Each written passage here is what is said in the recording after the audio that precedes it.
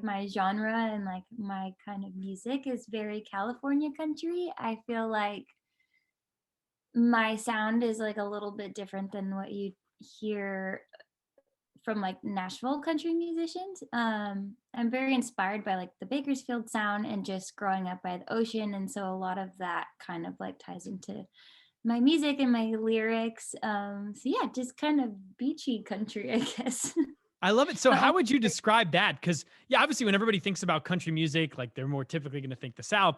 But what is it about LA country that makes it LA country? I feel like our my peers and like people I am surrounded with playing in LA when things are normal, we're all there's like a good group of us that are very inspired by very classic country sound. And people are always surprised. A lot of great artists came out of Bakersfield, which is like a little bit north of LA. Like Merle Haggard and Buck Owens. So that is all like really where I come from, is like that music that inspires me and my sound. There's the same thing though in Nashville. I went there in October and I hadn't been for a while, and I have a lot of friends that have moved out there too. And I think we all kind of stick together doing the same thing, like Americana, just like very classic country inspired, if that makes sense. Yeah. So Um, how did you come to find your sound then? What was it like for you? And when did you start playing music, for instance? I've played music my whole life and sang my whole life. My dad's a musician, and so I was kind of just submerged in a very like creative atmosphere. Neither of my parents listened to country music though. My mom was very into folk music and always had like Cat Stevens and James Taylor like records playing in my home, which I feel like all have a very big impact on the music I write now too. Once I started playing with people and like meeting friends that had just liked playing music, which like took me a while to find. They were all very into country, and I just kind of fell in love with it and starting to travel like for my music. When I went to Nashville for the first time, I have this like very vivid memory of like being downtown somewhere and just seeing like Emmylou and Graham Parsons like records hung up on the wall and just like so drawn to it and didn't even know why. And I walked into like a little bluegrass jam and just like completely fell in love with that sound and those stories and just really wanted to emulate that. So yeah, I feel like my music's always kind of projected like whatever I'm listening to and what's sinking in for me. And this one just kind of stuck. So now I have a country record out. Wow. Yeah, that makes a lot of sense. So what is your typical songwriting process then? Do you have a process that you follow, or is it something that's sort of organic? Walk us through how you go about songwriting. I wish I had a very like clear answer to that whenever someone asks me, but there is like no pattern or like way I go about writing. Um I'm usually like hit with a pretty big like line or like idea of something I want to write about, and then it's like the next step for me, which is the hard part, is sitting down and just like really working through it and feeling okay with how it comes out.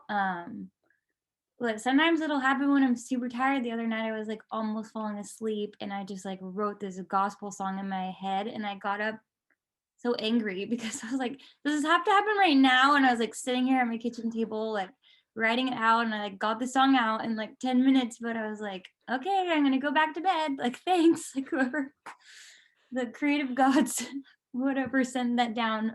It's never the best timing, but yeah, I think everybody kind of has their own, but I feel like so envious of people who can write like 10 songs a day and that just happens like so natural for them.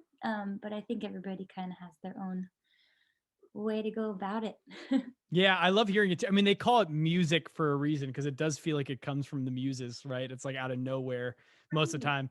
But I do love those stories of like when songs hit you out of nowhere. So do you have a particular song I'd like to go into a number of your songs anyway, and some of the stories behind them. But do you have like a favorite song or a particular crazy story or something wild that we should hear about that goes behind one of your songs just at the outset? Gosh, a wild story. Well, this is not too wild. My favorite song I feel like to play and that I've written is Honky Tonk Woman, which was the title track off of my record that I just put out. Um, I really feel like that was my first true like country song. Um, and like the rest of the album kind of just like trickled out from that idea and that story. The first like demo I recorded of it years back, we just like did one take, me and my pedal steel player who ended up producing my record.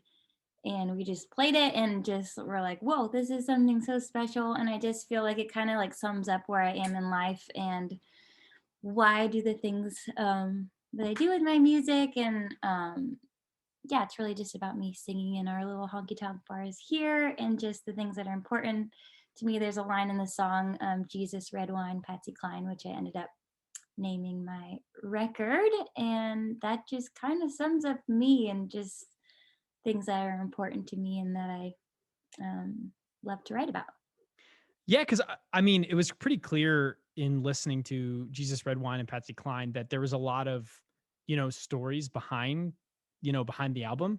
And I thought it was particularly interesting because releasing it in like, mid-pandemic is always an interesting place too, I think, to be thinking about the stories, especially in like figuring out how we define ourselves and really making anthems around our music. So what were some of the stories that you were trying to tell through that album? Were you thinking about it that way, or were there particular stories that shine through, or was it what stories were you trying to tell through it? Gosh, that's such a good question. I think they're all little pieces of me. I think it's like because it is my introductory like album to the world, like here is who I am as an artist. They're all just little pieces of my life. I don't think that I really set like an intention to for those all to be like tied together. I think it just felt right to release those. It's 8 songs and then a cover on the record. Yeah, I don't know. It's a good No, that's question. great. So hometown roots. Then I'll go into some specific songs. I love to just kind of spitfire and see, Cool. what some of the stories are behind these songs. Hometown roots. I mean, it seems pretty self-explanatory what it's titled. I mean, it seems like an ode to where you came from, whereas Honky Mhm, Tonk Woman sort of appears to be like a presentation of who you are now, which I thought was mhm. quite interesting. Right, on a whole. What were you? What's the story behind Homegrown Roots? Is it really an ode to where you came from, or what were you trying to say there?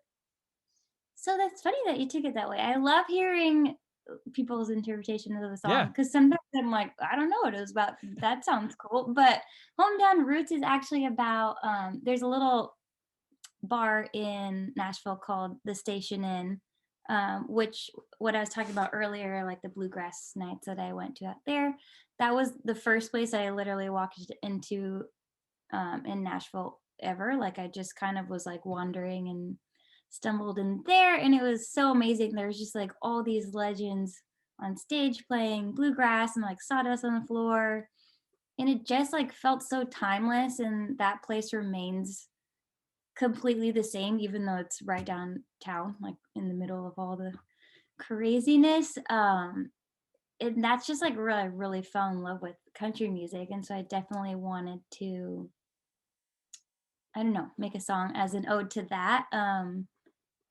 And I feel like everybody in there playing, like that's home for them and like just completely paints a picture of like the way they live their lives and like the music that inspires them, which gave me so much joy. So yeah, not necessarily about like my home experience, but just about bluegrass and country in general and that feeling that it gives.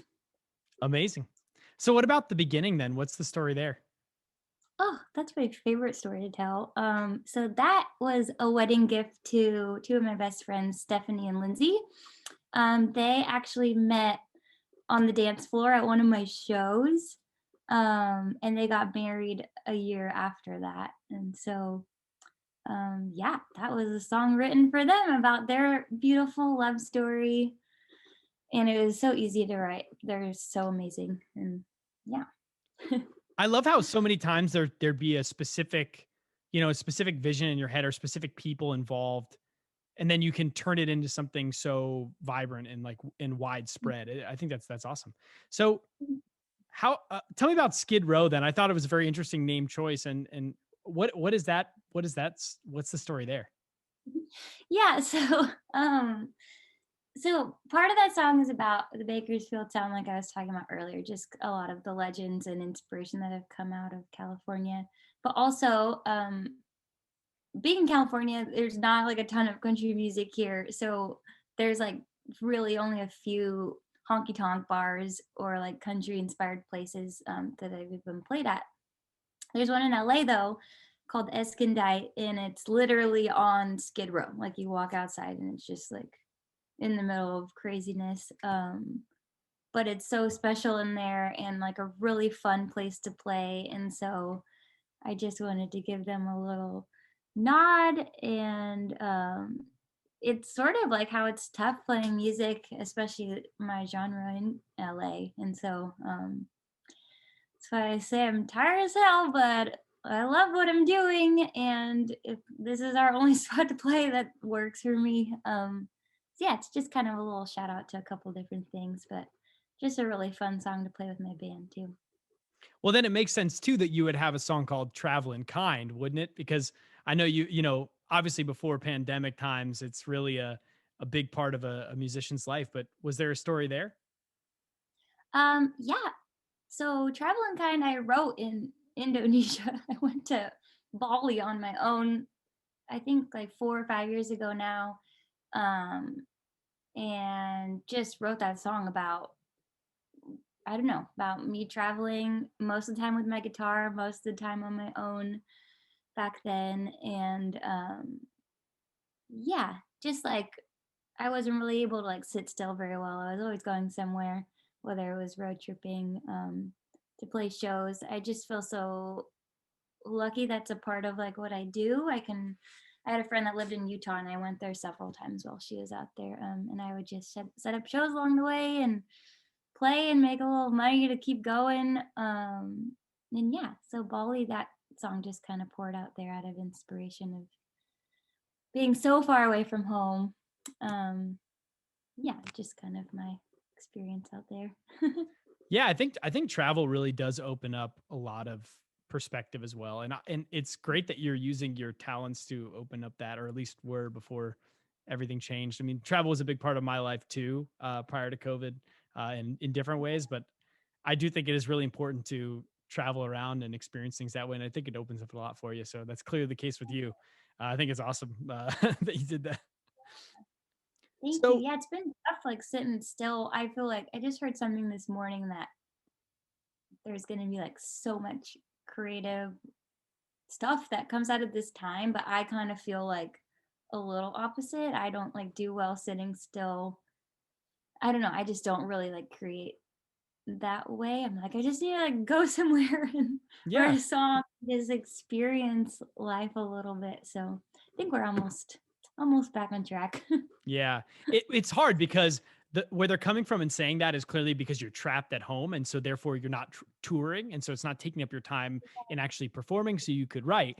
In theory, it does make a lot of sense, but I think you're really right as well. I mean, for some, if you've had a lot of time and it's like something you can tell a bunch of things or get it out off your chest, it maybe is good to have that focus to it where you have to like write songs now and you have to record songs you can't go perform. But you're right, it Right. it takes away your life in a way which could hurt creativity. So it's a strange time for no doubt.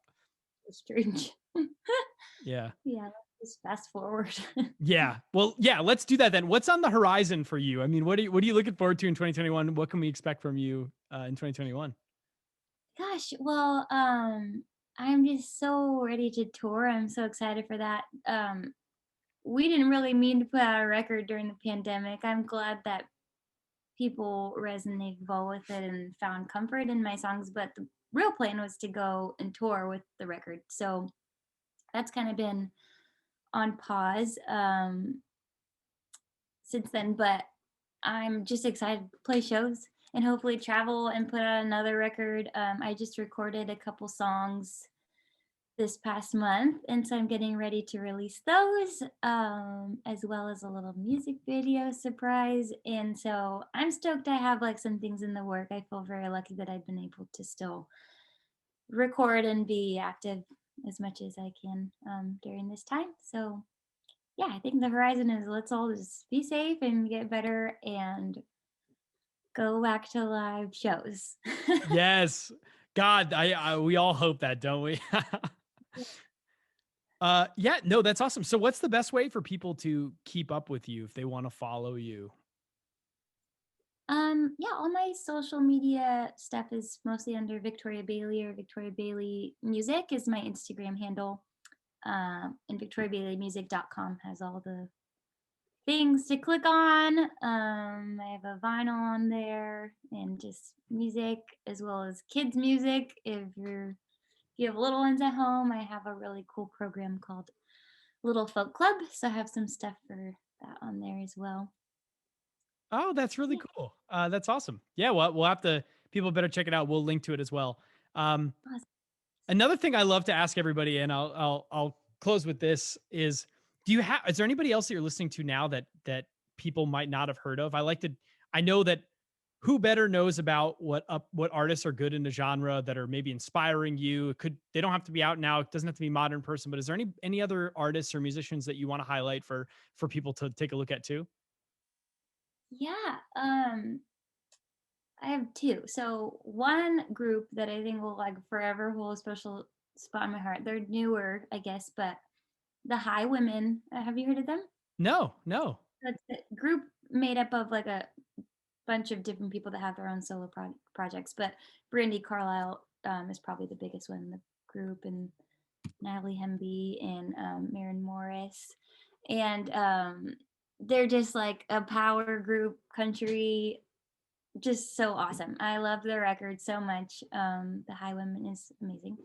And I have a favorite song right now. This guy Waylon Payne, he's kind of new, or at least new to me. And he has a song called Santa Ana Winds that I think I listen to every day. It's so good and just so mellow and simple and sweet, but really beautiful. So those are my two favorites at the moment. That was quick. Yeah, it was great. I always hate when I ask it. I'm always worried because it's such a like I feel like it's a tough question on the spot to ask somebody, but Yeah. awesome. That's fantastic. And I love it because I Oh, think it's good to support other artists. yeah, yeah, they're both so, so good, and I feel like everyone would love them. So those are my two suggestions. Oh, that's awesome. Thanks for doing this. Thanks for having me. Gosh, well, stay safe and healthy out there, and thank you so much for wanting to talk to me. This has been so, so fun.